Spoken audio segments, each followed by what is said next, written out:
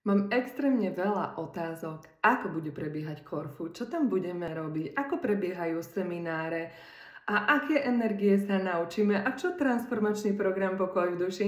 Takže som sa rozhodla, že natočím toto video.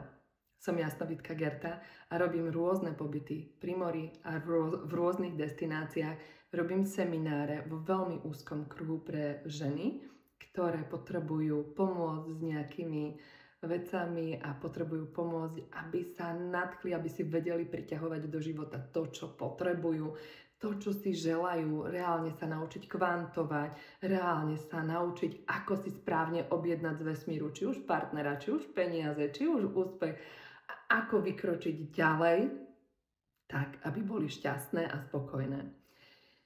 Transformačný program Pokoj v duši momentálne teraz sa otvára od 1. februára. Posledná skupina tento rok, viac ich otvárať nebudem, takže máš poslednú príležitosť sa prihlásiť.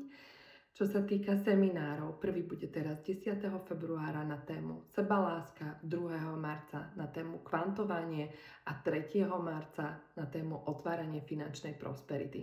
Semináre sú v malých počtoch 5 až 6 osôb z dôvodu, aby som sa každej jednej z vás vedela venovať do hĺbky a aby sme tam reálne otvorili to, čo práve potrebuješ.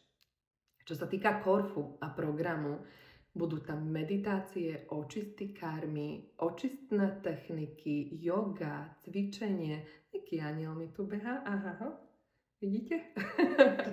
Takže budú tam cvičenia, budú tam hlboké veci, ktoré sa nedokážeš naučiť len tak doma v priestore. Budeme kvantovať myšlienkou.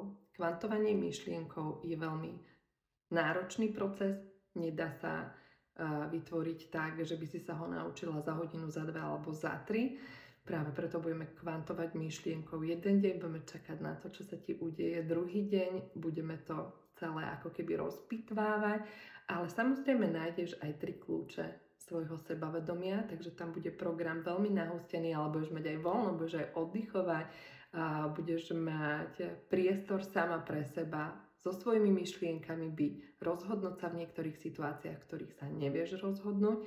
A samozrejme budeme veľký počet žien, ktoré sa budú baviť a smiať, presne tak ako minulý rok. Sme sa nasmiali extrémne, bolo nám úžasne a užili sme si to. Oddychli sme si, načerpali novú silu a zmenili energie. Takže teším sa na teba. Krásny deň vám želám.